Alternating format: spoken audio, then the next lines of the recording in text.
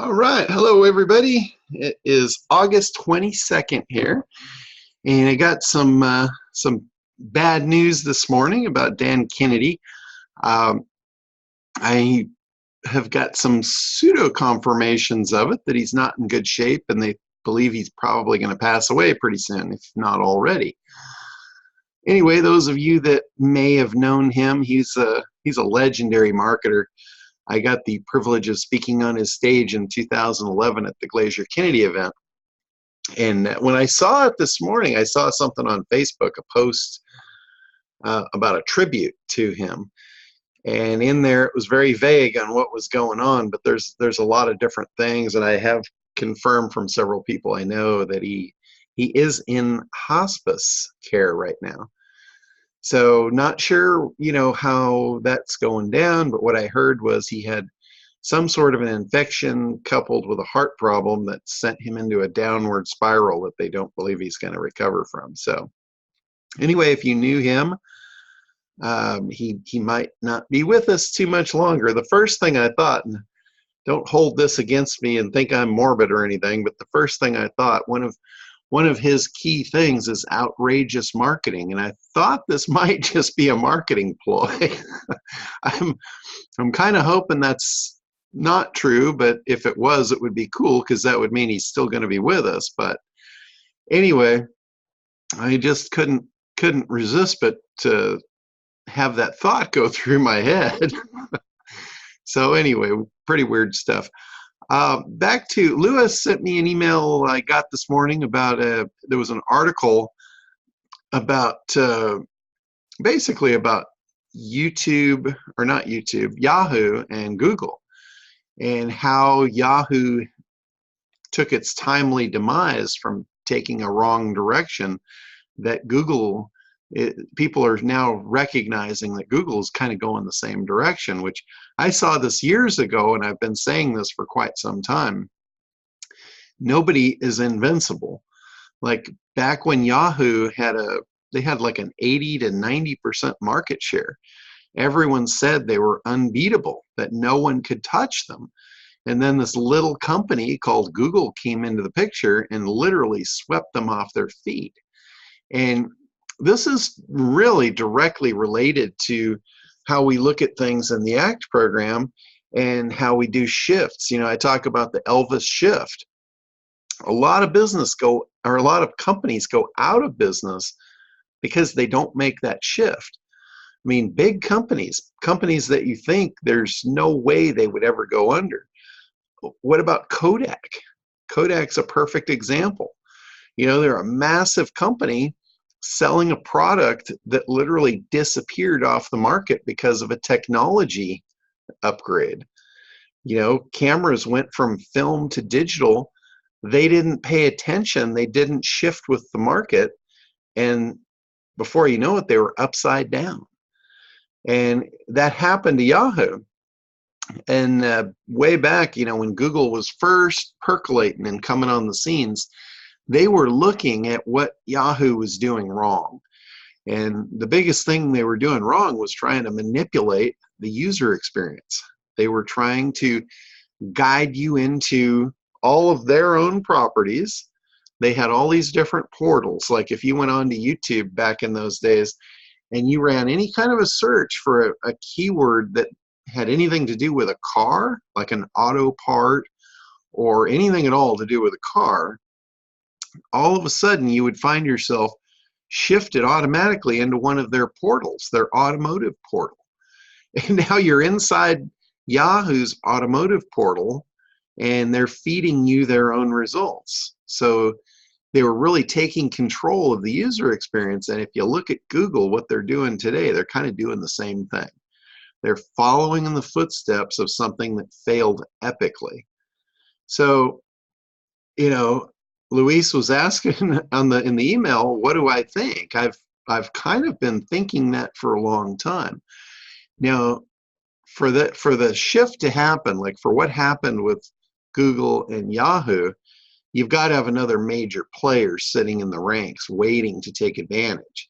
I don't know necessarily that that's in play right now, but not to say that it couldn't be. So not everything lasts forever. You see some very large companies that are no longer in business today because of technology advances. If they don't shift, it's really funny. When I used the Elvis Shift as a lead magnet to sell the ACT program. And I got the idea from watching an old documentary on Elvis. I have no idea how we got onto it, but we were watching that, and he was away on service. He was overseas on military service. When he got back, there was an interviewer that interviewed him, and he asked Elvis, you've been away for a while now, and when you came back, do you think your audience has shifted? And what he said was, he says he didn't believe so, but he said, if they did, I'd be crazy not to shift with them. And that's the whole Elvis shift. It's basically shifting toward what your market wants, not going against it. So it's a brilliant idea, and it literally is the single most thing that caused him to go from a struggling musician to the king of rock and roll in a very short time period. It was a simple shift toward what his audience wanted. Like when he started off, he was very very stiff and singing gospel music, and his audience was teenagers and young girls, and they weren't into that. That stuff was all over, and it was the norm. They wanted something new, something outrageous. And when he did that, when he made that shift and he gave them what they were hungry for, all hell broke loose. And in another interview, he said it was really an accident. When he went on stage for the first time in front of his actual audience, he said he was so nervous that he had a twitch. His knee was literally twitching on stage, and it was uncontrollable. And when he saw the reaction of the crowd to that behavior, he thought, oh, they like that. He made an immediate shift on stage, on the fly, and he basically accentuated it. He expanded upon it, and they absolutely went crazy. So there's a lot of power in that one concept of shifting toward what your audience wants. It's what I call the Elvis shift. So, if Google does not shift where their audience wants them to be, and a competitor comes in and offers them what they want, we could potentially see an uprising of a major entity that knocks them on their butt, just like what they did with Yahoo. So I don't believe that's a far-fetched concept. We've seen it. We've seen it over and over and over. It's happened to big businesses. Doesn't matter the size of the business. When you lose track of your market and you don't give them what they want, the only reason they're with you is there's not another choice. As soon as another choice arises, they're gone. There is absolutely no loyalty when you are not connected to them. The only reason they'll buy is out of necessity and no other options. So if you're in that type of a business, that that's good for you, but as soon as a competitor comes along, it could sweep you right off your feet. So you want to make sure that that's not something you're coming up against. All right, guys, we're open for questions here. Hey, John. Talk about the specifics of what you just said. How do you identify those things? Oh, and what your market actually wants? Yeah, how do you identify the exactly what your market wants? Where are you going to go, going to look for, so that you know exactly what happens before, as you're following that shift? Gotcha. There's no set in stone way to do that. There's a lot of intuitive ways to do it. I mean, one is just observation, observing the market. Usually when you're interacting with a market, they're giving you feedback, whether it's through comments. Most businesses today have social media presence. And one of the good things about that is the social media presence can give you feedback.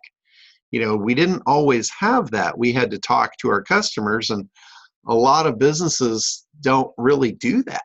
They serve their clients, they take orders, and they deliver product, but a lot of times they don't talk to them. A lot of companies traditionally throughout history have not talked to their customers. And Ted says in the chat, ask questions. That's a really good idea. Ask questions. Now, if you look at the ACT program in general is based on the ad agency model. And at least half of it, I say more than half, is in the first part, the A, and the analysis. And that is really understanding your audience and understanding what they want. With ad agencies, it follows the ad agency model. And the first thing an ad agency will do is they will poll an audience. They will do group testing. What they do is they qualify the person to make sure that they actually are your audience. They'll have a whole series of questions to qualify them. And what they're doing, they're putting a study group together of the people that are in your audience, in your ideal target audience pool. And they put them around a big table and they have an open conversation. I don't know if you've ever been to one of those, but they actually pay the people to come and do this. I've been to many of them over the years, probably in excess of 20 of them throughout the years.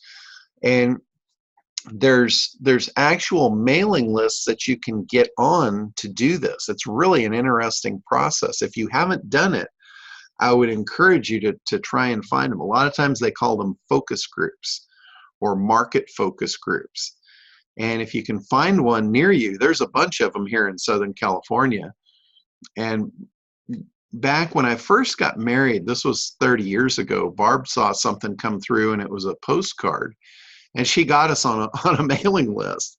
And these people started calling us on a regular basis to see if we were available to participate in a focus group. That's what they called it. They said, we want to see if you qualify to participate in a focus group. And it was ad agencies. The focus group was a company that was built to serve ad agencies. They were doing the field analysis. So they collected a group of anywhere from 12 to 20 people.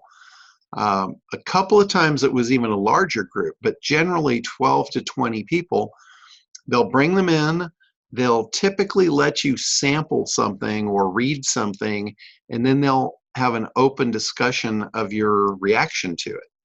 A lot of times they'll have you take like a test, like maybe a multiple choice quiz or a written thing where you write down how you feel about whatever it was prior to that open discussion, because they want to get your views unbiased and then possibly biased by the group as well. So that's how they do it. Let's see.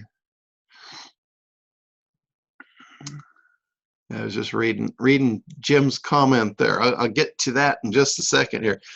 But yeah, that's typically what they do. They're trying to gather information. They're trying to figure out from the market, not just the market, your market.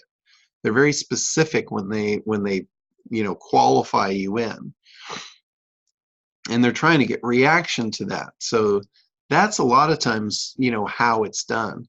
In the online world, you can do some of that stuff yourself without physically talking to people by doing research inside social media channels.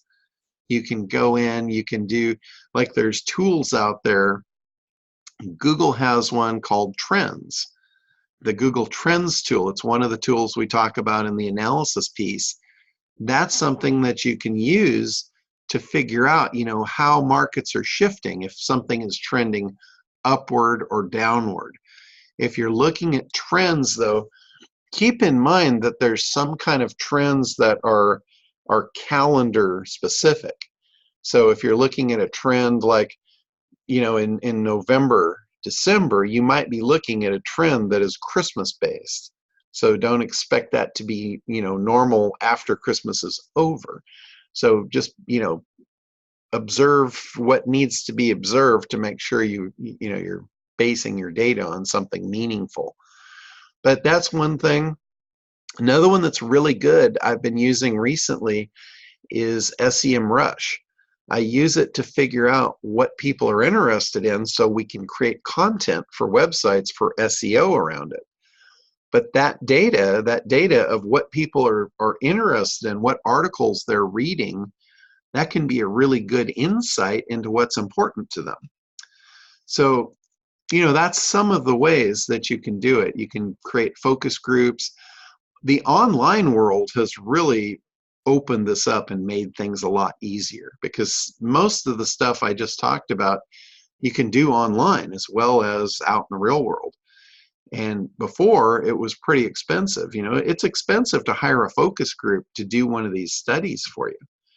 In the ad agency world, they don't care, because they know they're going to get the right data, and they're going to more than make up for it by targeting their ad campaigns and the success of those campaigns. That's why they do it that way. So does that give you enough to go on there?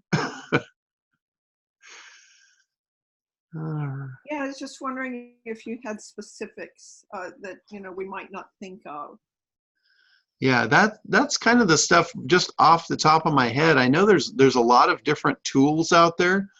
I just purchased a tool yesterday that was really cool. It's called AdvertSuite, and I haven't had a chance to play with it yet, but it looks like it's going to be really good. If it's half as good as the promotion, then I'm going to come back into here and I'll tell you guys about it. But in essence, what it does, it allows you to put a keyword in and look at successful marketing campaigns that have been run through Facebook, Instagram, Google, and YouTube, which, like I said, if it does half of what they said it does, it will be absolutely a game changer. So it'll also let you see of the ad campaign exactly who they targeted, based on keywords, audiences, demographics, ages, incomes, all of that stuff. Like in Facebook, if the ad, you can see who the ad was targeted to. If it was targeted to a particular person's audience or people that liked something, that's some really powerful information. And then you can see how long the ad was run and how much was spent on it. People don't run ads and spend a bunch of money over a long period of time for ads that don't work. So it gives you a real good insight into what ads have been really, really successful and who they were successful being displayed to. So that's that's another way to get into that. There's a lot of competitive research tools out there. I talk about several of them in the analysis piece. There's some in the resources area on the site. But anyway, that's what you want to do. You want to get into, however you do it, you want to get into the head of your market and see what they're thinking. What are they wanting? Some of the things that might be important is things that they're not getting served. They might have a need and it's not being filled. That's where businesses have made, millionaires have been made overnight with that concept. Looking at a need in the market that's not being filled and fill it. That's a really simple thing. Go ahead, Anthony. Hey, I wanted to jump in and maybe you can take a look at a page. It's already live, but it's not quite done. I wanted to run it by you. Okay, sure. I can email you, message you the link here if you want to take a look at it on your computer, if that helps you. Okay. And maybe I can share my screen for a minute. Yeah, you want to just pull it up? Yeah, let me see if I can share. Okay. Yeah, if you've got it up, you just hit the green share button down at the bottom, and we'll be able to see it. So this is your page this time? Yeah, this is. I'm trying to figure out where to share my screen here. Okay. Okay, great. Okay. There you go. We can see it there. Okay. Yeah. So basically, well, I had two questions. One is navigability, navigating the page. Okay. The other is the content and the structure. So whatever you want to take a look at first. I mean, this is what we're trying to do is hit a lot of keywords. The best of, like best male enhancement pills, very hard to crack into. Yeah. This term, what is the most effective? There's a few thousand searches for it, but we're trying to latch onto this. So basically, the point of this page, trying to wrap up the word effective. So go back up to the top. Let me ask you a question here first. Yeah. What is this page? Is this part of your site, or is this a landing page? This is a review site. This is a separate review site. Is there navigation at the top? Yeah, there's. Okay, I wasn't seeing the navigation. If you go wide, this is a desktop here. This would be a mobile cell phone approximation of what it would. There's, you go to the top. Here is table of contents here. JavaScript. Because you've kind of got a little bit of a mismatch going on there right off the top. Okay. Because your headline here, you're basically talking about what is the most effective male enhancement pill. Right. So you're kind of making your promise that you're going to tell them what it is, right? Right. So what happens next? As you scroll down, you say again, what is the most effective male enhancement pill? But then you go into a bunch of stuff that's not really answering the question. Okay. So you've got a little bit of a mismatch going on there. So you would cut short the entire article and only talk about what is the most effective. I'd be very specific, because you're getting into the feeling of a bait and switch here. Okay. Well, I talk about why do you need an effective, trying to cover all angles of it. Yeah. What we were trying to do is, what we've talked about is go in depth, give them a lot of content. There's 9,000 words. That's okay, but do it in a way that they don't feel like it's deceptive. Like if your first headline is talking about one thing, then the follow-up to that should be about that thing. Then right below that, you can have another headline about another thing that's important, and then the content right directly below that. You can go on and on and on with the page forever if you do it that way. But the idea of a headline in marketing, the whole idea of a headline is to draw you in and keep you reading. Right. So what they're doing, they're scanning the headlines to see what they want to read. Okay. So if they stop on a headline and then they go to read and it's not right dead nuts on, you're gonna frustrate them. So give me an example then. If you had what is the most effective, what would you do to have a nice long article on it? I'd basically just answer the question. It would be a short article then. Yeah. And then hit the next point and then answer that question or address that. Another page, yeah. Yeah, but see here, it almost looks like we're going into the table of contents to a book, because you're starting off with overview. Right. It feels very much like, this is navigation for a whole big, huge thing, and all I want to know is what's the most effective male enhancement pill. Yeah. That's what I got hooked into. Yeah. Okay. So make sure that your content matches your hook. And this is the same thing on landing pages. When you do an advertisement, when they click on the ad, it's really, really crucial that you answer the question. You take them to exactly what they thought they were going to get. And it's the same thing on a page.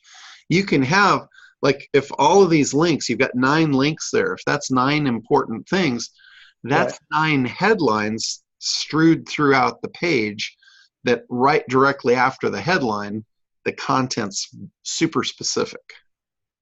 Okay. So what we're trying to do is put together one page where I can, if you see here, this is an LSI list of words that come up in these best of lists a lot. So we're trying to work these all in into an article. If we wanted to put together one page, then you would do then a best, the best mail enhancement pills. That might be an idea, a way to do this where you could grab a lot of keywords into one page. Yeah, well, I might be a little careful about that, because here's the thing. Google, the way Google's looking at content, they're trying to figure out what content is so they can index it. So if you have a single page that's about 50 things, Google's going to split the relevancy 50 times. So it's going to say this page is about like all this stuff, but it's not really specific to any one thing. Okay. I would rather see you go through and do your keyword research and come up with like maybe your 5 or 10 main keywords that are very specific, and then get the LSI keywords that are specific only to that keyword, and then create 5 to 10 pages, one page for each group, and then interlink them. So like in the content on the first page, when you get to a point where you reference one of the other keywords, you put a link to it so that that content is interlinked. Those pages are interlinked, and you're passing your viewers from page to page depending on relevancy. Okay. So that's the content structure I would try and strive for. Okay. So you're not a fan. You don't think it's effective if you do 9,000 words if it goes off subject. So if you're on correct. The 9,000 words thing is great. There's nothing wrong with that. And the concept behind it, what makes it great, is not because it's 9,000 words. The concept behind it is because it keeps people on the site longer, keeps them on the page longer. If the content is irrelevant, they're bouncing around and it's a bad experience, it doesn't matter if you're 100,000 words. If they leave quickly, you lost the effectiveness of why you were doing it. Okay. So like even a video on a shorter content page that keeps the viewer engaged and then calls them to action to click deeper, I would take that over ultra long content any day. Okay. Right now, towards the middle, there's this list of the top 22 most effective. If you have a list and you put, say, Viewer10's review, Zy10's review, is that, you said a couple of weeks ago, if the Google spider sees the word repeated in a list, it's termed as spam. Could you get away with a review here? Or you could definitely do this. This is not going to be a problem. But what I would do if I were doing this, next to each one, like in the Red Rex, I would put a description after it, so it's not just single word, single word, single word, single word. Okay. I would put something very relevant right after it, like maybe a teaser for that, because these are reviews, right? Each one of these would go to a review. So I might put like a little teaser, a unique teaser after each one. Don't like make a teaser where they all look the same. But like do a very specific one. If there happen to be any LSI keywords specific to that exact keyword, that would be a really good thing to kind of work into that. Okay, right now we have, like on this list, if you click, you go down the same page to for example, Viral X review. And then we're answering some questions here. It's like a mini review of each pill. And then you move on to the next. Let me ask you something. In that list, are those all hot linked into the same page? Yeah. Put them on their own page. Okay, so you would split them up. Cut that into, I think you had 22. That's 22 pages. Right. Okay. I would definitely do that. But try to focus on unique content on each one of those pages if you can. Don't do it.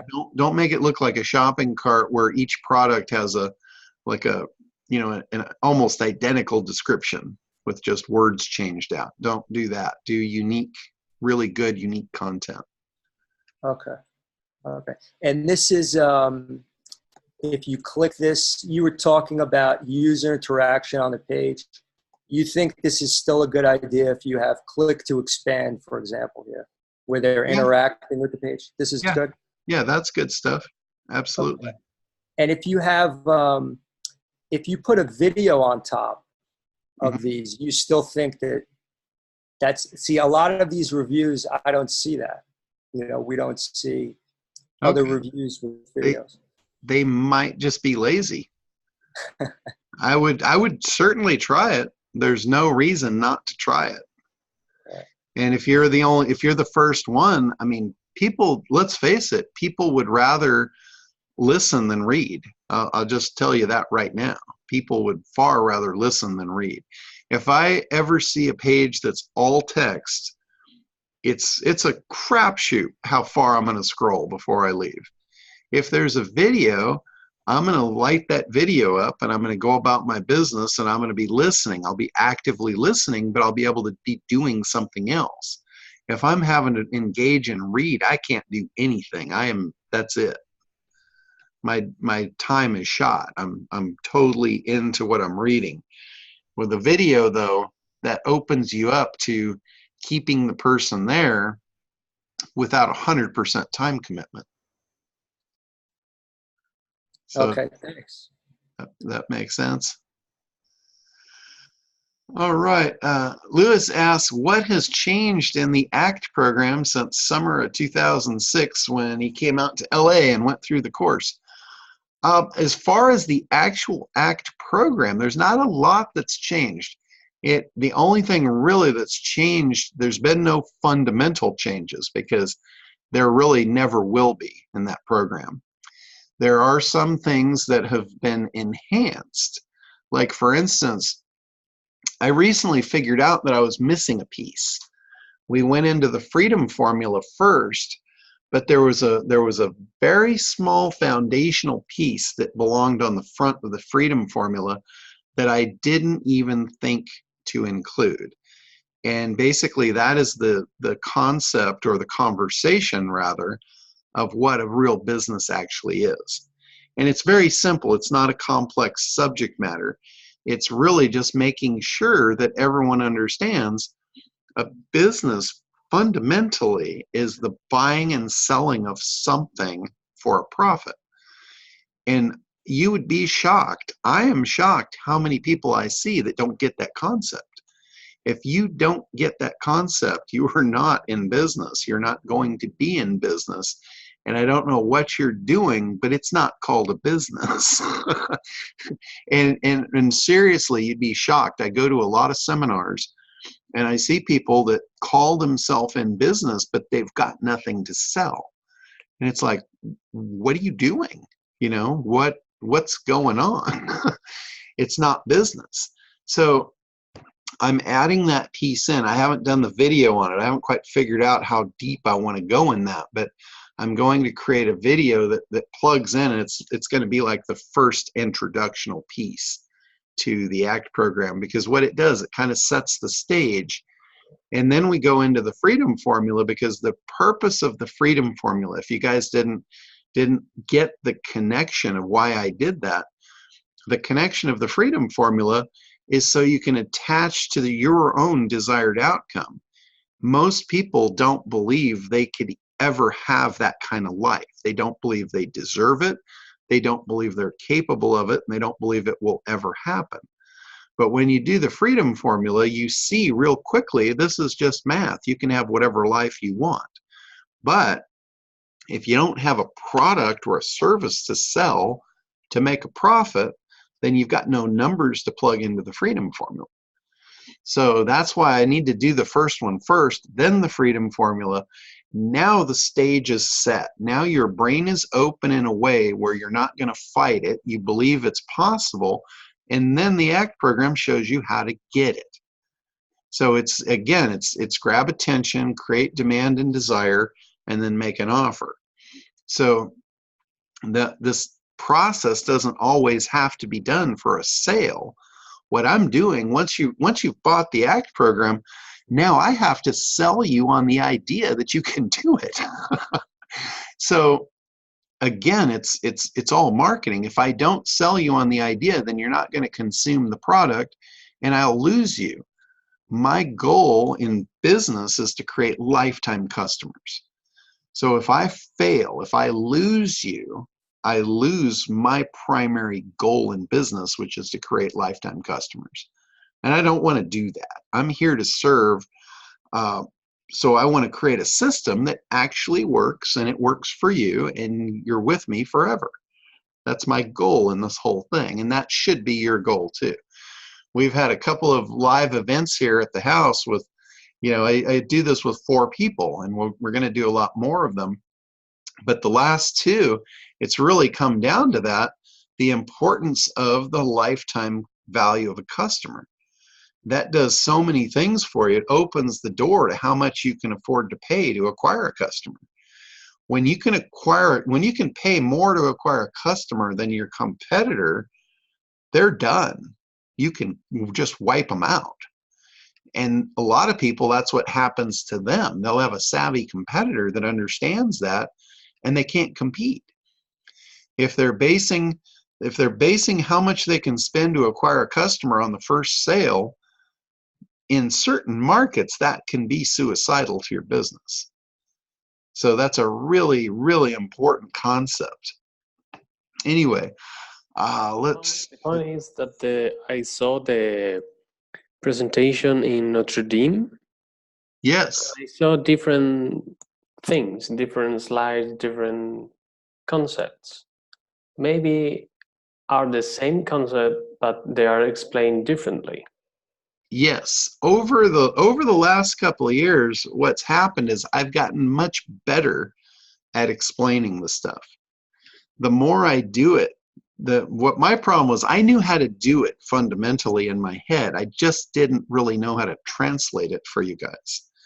And the more I do that, the more I work with the apprentices, the more I work with live groups, I get better at the craft of translating. So you are right. By the time I got to Notre Dame and I did the presentation there, I was much better at explaining it. But the concept, the basis of it is the same. The basis of it has been working for hundreds of years. So the basic concepts are really the same. If you go through the training now, I've redone a lot of the trainings, when we put the actual program online. And then in the conversations like that we have here, you'll notice I'm getting much better at putting the pieces together for you guys so you get it understood. But every time I go back to my original trainings, there's so much really good, solid information that I forget. I swear to God, every time I watch one of those videos, I'm like, oh my God, how did I collect all this information and put it in such an order? And I'll tell you how I did it. I didn't. It was 12 people that were guiding me, or let's just say forcing me through the process. I tasked them. I said, I'm going to work with you for a year, and there's going to be no cost to it. All I want you to drag the information out of me so we can document it so everyone else can learn. So that's how it happened. But every time I go back to it, I'm like, the order of this stuff is absolutely brilliant, and it's not because of me. If it was up to me, it would never have happened. It was up to 12 people that really drug me through the ringer to drag it all out. It's kind of like Joe with the detox stuff. It's pretty painful, but there's a really good result afterwards. So anyway, that's kind of how it went down. I am thinking about where we've had a lot of ideas on how to really scale up the ACT program, because now that it's really solid, the program itself is really solid, and we want to get it out to a lot more people, including kids. I've been kicking the idea around of actually putting a program together where we actually scholarship this program to kids that would never be able to afford it. Maybe they have parents that wouldn't be able to afford to give it to them. And what I'm thinking about doing is offering this up to the business community, that when you buy the ACT program, it sponsors 5 kids to get the program for free. So that's one of the ways that I'm thinking about scaling it up. And the 5 kids get a specialized training course inside the ACT program of how to sell it and how to do affiliate marketing, and the ACT program is their product. So it's almost like the Cutco model. You teach these kids that have not got jobs yet, you teach them sales skills, and you turn an army of salespeople loose in the market that are leveraging their parents to connect their conversations. Like for a kid, he could go to his parents and say, who do you know that's an entrepreneur or business owner that I could make this presentation to? It's an absolutely brilliant way, and it's not, again, it's not my idea. Cutco's been doing this for a long time. Girl Scout cookies have been sold this way for a long time. All I'm doing is I'm looking at what has been successful in the real world, and I'm digitizing it. That's what will make you money.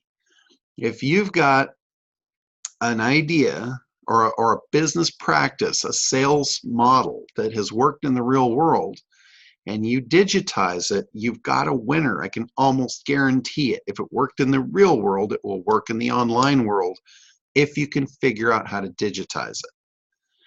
The digitizing of it, that's where I really come in as being helpful for you guys, because I'm really good at that. I'm really good at figuring out how do you digitize a process.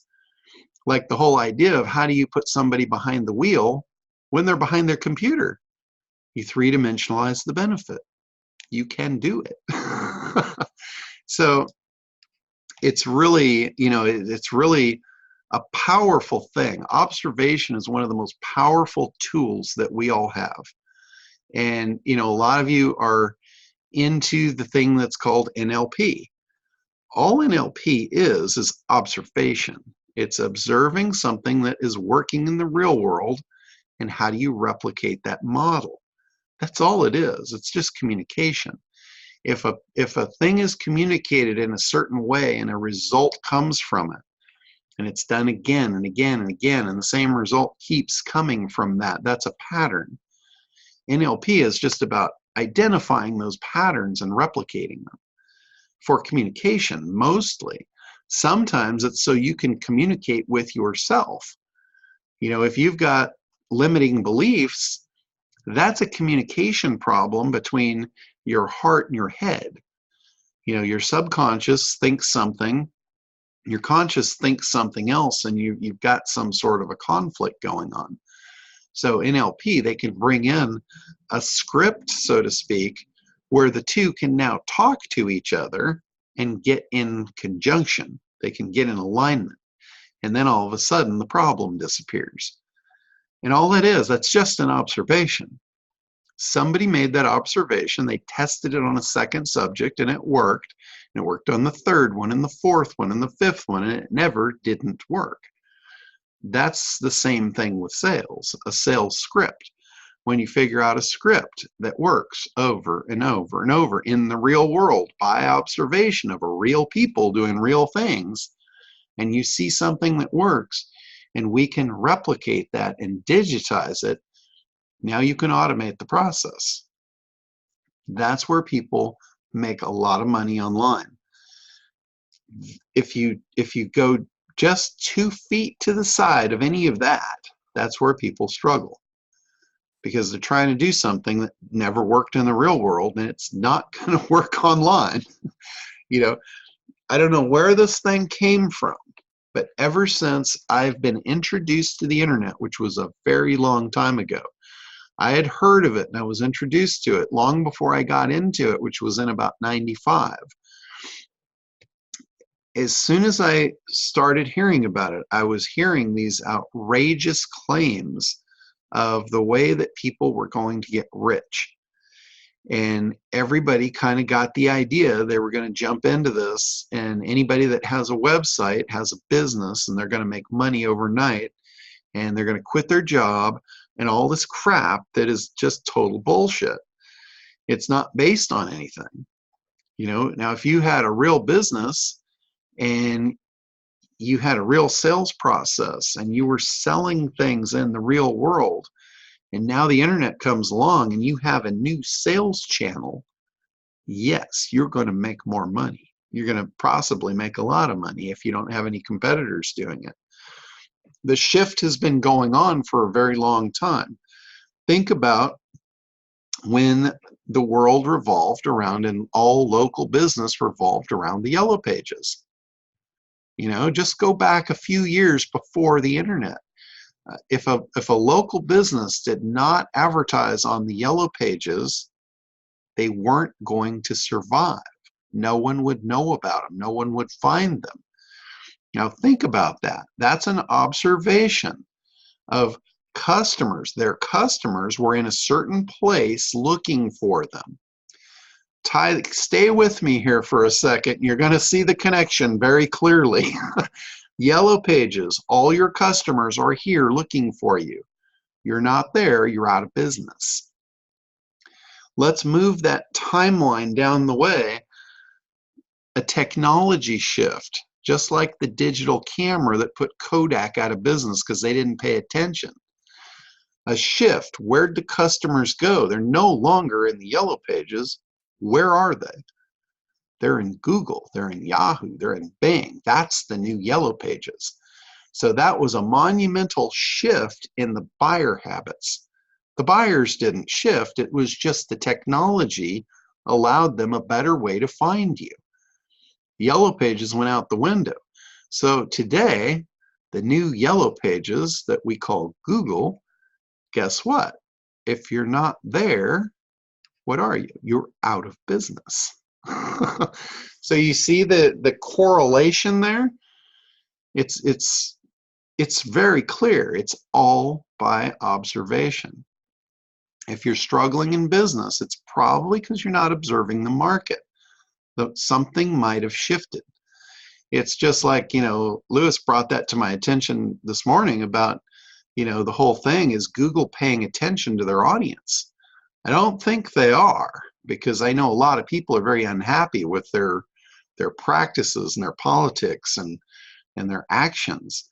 And the only thing in this recipe that's missing is a big competitor to come sweep them off their feet. And remember what I said a little bit before in this call was people have made fortunes by finding a hole in the market and filling it. Somebody's going to make an absolute fortune if they fill that hole and they sweep Google off their feet, just like what Google did to Yahoo. History repeats itself in many, many cases. So that pump is primed.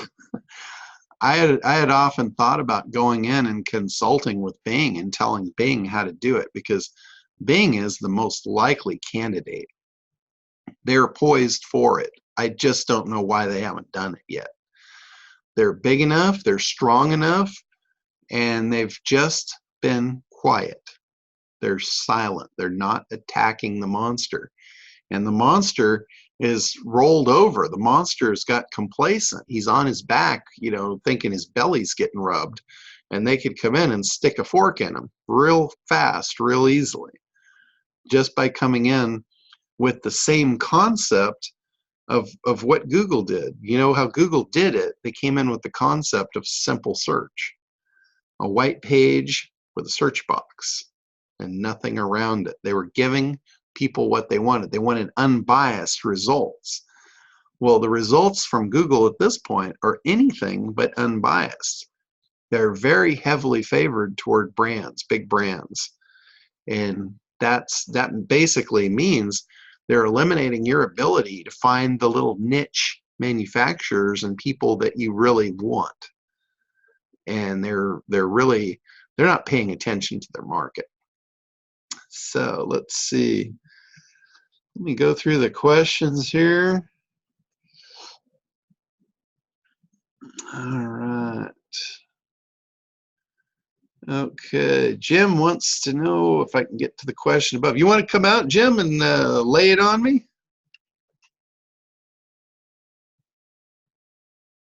Yes. Yeah, go ahead. Well, I have a new client that I'm going to rebuild their website.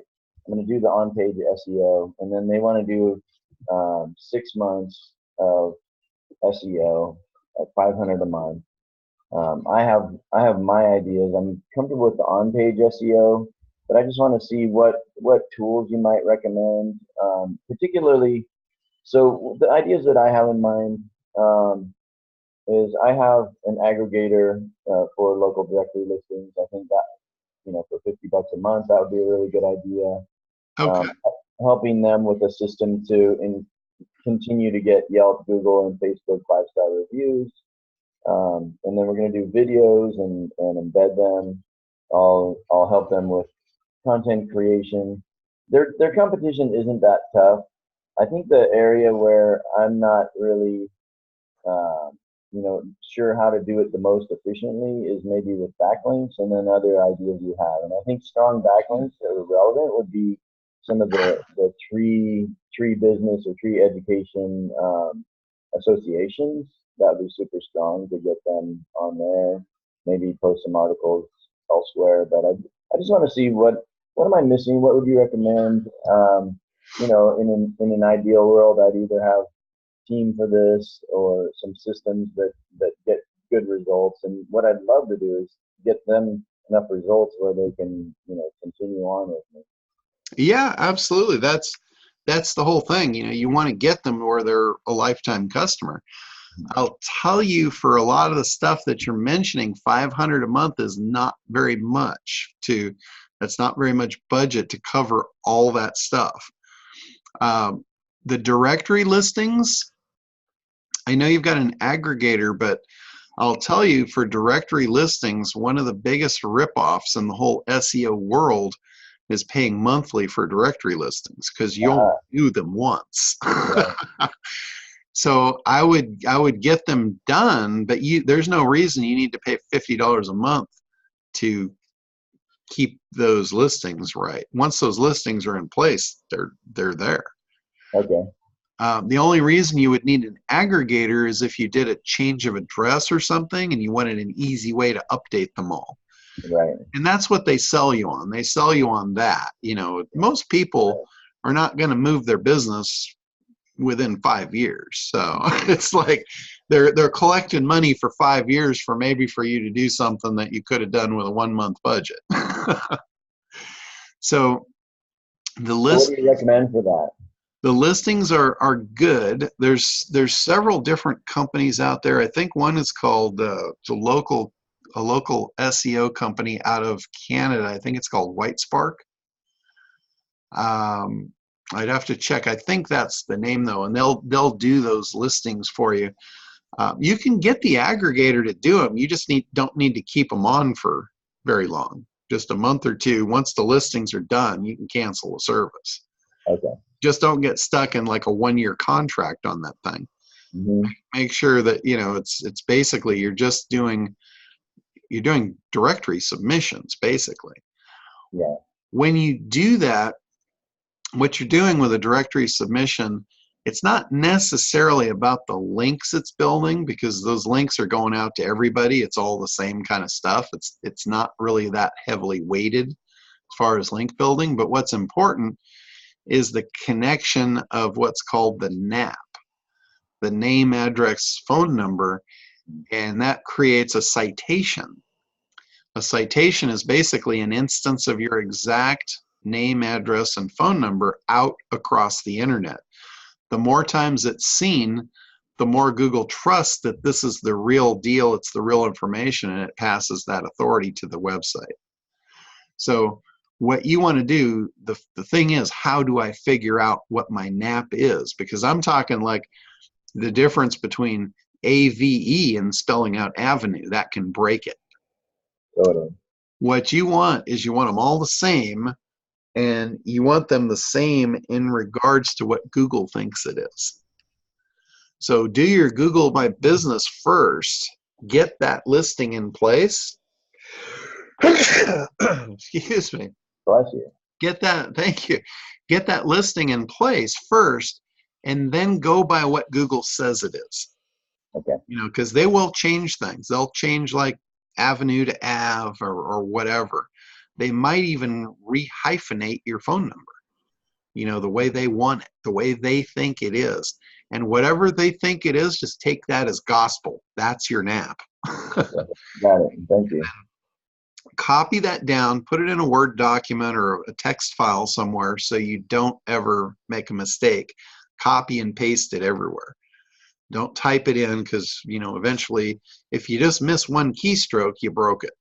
Right. It doesn't count. And especially if you're going to an aggregator and they're going to syndicate it, you don't want, you know, 100 broken things. Mm-hmm. That's why you need an aggregator, so you can fix them if you break them, but just get it right the first time. So that's an important piece. Next after that is your on-page stuff, titles and descriptions. They're important in a very different way now. You know, I've taught SEO for a very long time. What used to be important about titles and descriptions was they had your keywords in them. What's important now is that people click on them. Yeah, keywords are great, but if they don't click, you miss the boat. It's, you know, you really shot yourself in the foot. Don't create titles and descriptions for Google anymore. Create it for your customer. If your keyword fits in it, great. That's awesome. That's a huge plus. But make it to where it's for your customer. You know, I see so many titles and descriptions still that are incoherent sentences, and it's like, really? Nobody's going to click on that. You know, have calls to action in them. Truncate them. Make them high intrigue. Like our big idea formula is really good. If you don't get intrigue, go through the lesson on the big idea and you'll understand intriguing headlines. That's what you want in your descriptions. Okay. Another really good thing is watch TV from about 9 o'clock to 11 o'clock in your time zone, and watch specifically for the guys that are advertising to watch the 11 o'clock news. They are really good at it. They will throw out these one-liners that are so compelling, you're going to stay up late to watch something that by the time you get to it, it's worthless. But they got you. They manipulated you to watch their news. You know, you'll watch 30 minutes of the news to watch a 3-second clip at 11:59. No one's ever given me homework to watch TV. No. Yeah, that's a really good way to learn that. In the news or in the grocery store. Next time you go to the grocery store, take a look at the cover of National Enquirer. They're really good at it too. Mm-hmm. They use those headlines to sell the magazine. That the only place you can get that magazine is when you're standing in line at the grocery store. You know, I mean, you can probably get it other places, but that's their main sales channel. And if they don't have good headlines, mom's not picking up the magazine, you know. So learn. It's all by observation. You can learn so much by just being observant. So many people go through life like zombies. You know, stuff's happening around them and they just don't see it. There's really good shit happening every second of every day in every corner of the world. You can learn a lot from watching and being observant. So, you know, the stuff literally is touching you every second of every day. It's there. It's just pick it up. It's free. Awesome. Now, the next thing, after your titles and descriptions, I really urge you to figure out how to make them compelling. That's going to be a huge changer. It's not hard to do. It can be time consuming. So, you know, you might have some, some time in there getting it right. But, you know, if you're charging them $500 a month, you might rather spend your time than actual money on services, because you'll put more in your pocket. That's a really good place to spend it right there. When you move outside to the off-page optimization, incoming links are going to be the biggest bang for your buck. the best links these days are called outreach links. That's where you're reaching out to a very specific person that has your traffic, like an influencer. Give them an affiliate deal. Go out to an influencer and say, hey, I have some really dynamite content that I think your audience would really like. There's an offer on the end of it, and you get X amount of percent if anyone comes through the link and buys. They will actually promote your link. Google's watching everything. So just like they know if people click on your link in their search results from a good title and description, they also know if people are clicking the links on the off-page content that's linking back to you. The more links you get, the more popular they see you as being, and the higher they'll put you in the rank. Okay. In this case, it's a tree removal company in Lake Tahoe area, Okay. a brick and mortar business. Yeah. So the map and all that will be fine. Any Yeah. ideas on strong links there? Anybody like a realtor, a realtor that might be doing that, any kind of property management companies, anybody that would be interested in hiring that kind of a service through another business, any kind of conduits, those are really good links. So they could have like a resource page and add it there. Yeah, you want to actually promote them to put your content up front instead of buried on a research page. If you send them a really cool article, like let's say you went to a realtor and you wrote up an article that had some stats where you're making a claim. Remember the claim proof benefit formula? You make a claim that, hey, if you remove ugly trees, you'll sell 20% more houses over your lifetime. Gotcha. Make it about the Exactly. the referral partner. And they have some strong referral partners, so we can leverage that. Yeah, when you create content that causes consumption, that's like magic. And remember what I said there, content that causes consumption. A lot of times if you create content just to show someone how they use your product, they will consume it better. Yeah, and you talk about what's in it for the realtor. Yeah, higher prices, less risk, etc. Exactly. Okay, great. That's when I say outreach, you're trying to find real connections, real reasons to put content on a site, not the old bullshit of the past of just get my links everywhere I can get them. And it's no longer that type of a popularity game. Okay, great. That's perfect. I love doing it that way. Yeah, it's more of think of it as an interaction game. Gotcha. The more you can put your bait where the mice are, the better off you'll be with Google. So don't do link farms in India? I probably would pass on that at this particular juncture. All right. Thank you, John. That's great. Yeah, that's pretty much it. I mean, if you follow those guidelines, you'll do really well in SEO forever. It's not a quick type thing. That's a forever type strategy. Love it. Thank you. So, all right.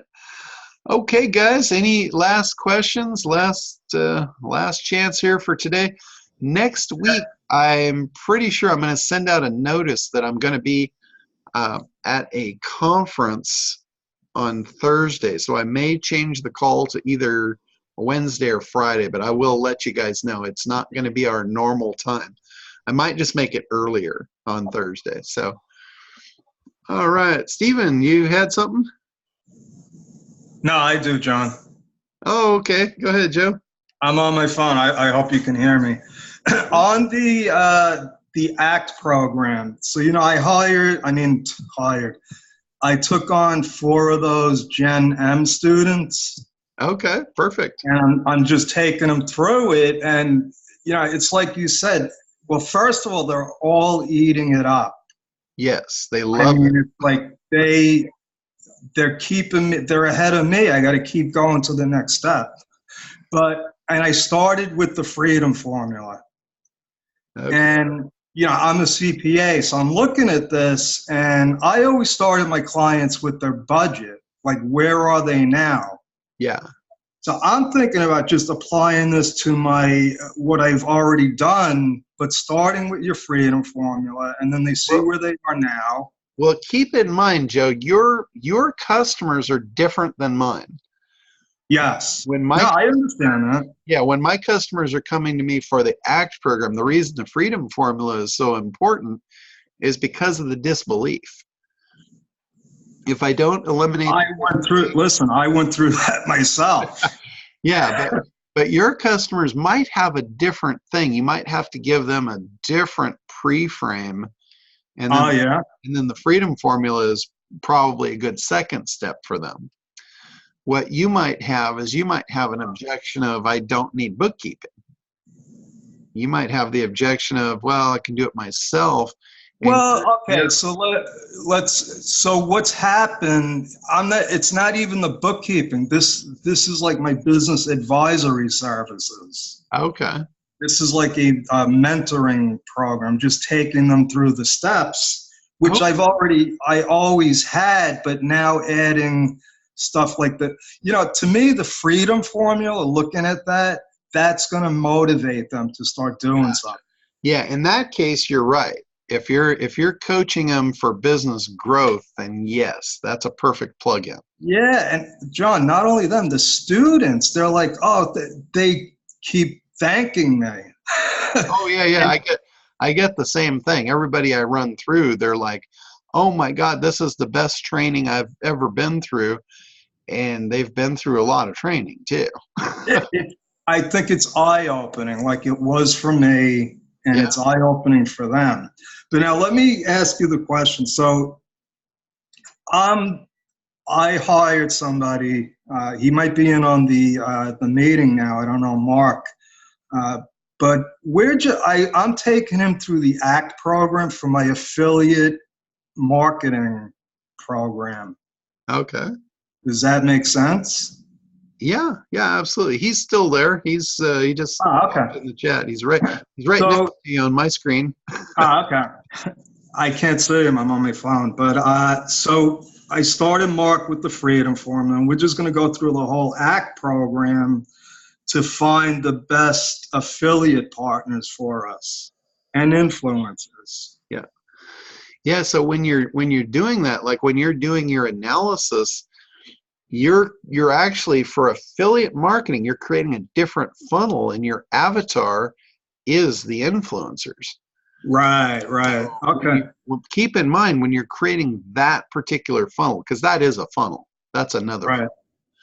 When you're creating that funnel, you need to be focused on what's important to them, and what's important to them generally, like for an affiliate or for an influencer rather, they want to provide really good stuff to their people they're influencing. Right. So if you can pose it in that way where you can provide that value to them, that's going to be a big appeal. So just keep that in mind. You know, whoever is your market, that's who you need to speak to, and be very, very aware of what's important to them. And I'm thinking, and we got to do the research, but I'm thinking, you know, complementary services like software or I don't know, but we'll see what the research tells us, I guess. Yeah, well, there's two things I know about influencers. They love to give their people good stuff, and they love to make money doing it. So if you can give them a vehicle that supplies those two things, you'll have a pretty appealing offer. Yeah, and I love writing checks out to affiliates. So. Yeah, absolutely. All right. Thanks a lot, Johnny. Appreciate it. All right, no problem. All right. Anybody else before we wrap up for this week? All right, guys. Well, like I said, I will send you a notice for next week, but the call will not be on our regular time next week. It'll either be earlier or day before or day after. But I'll keep you posted and let you know. But have a great week, and get in there and start going through the ACT program. Put it in play. I want to see more people using it, coming back and telling me about it. All right, guys. Have a great week, and we will talk to you next week.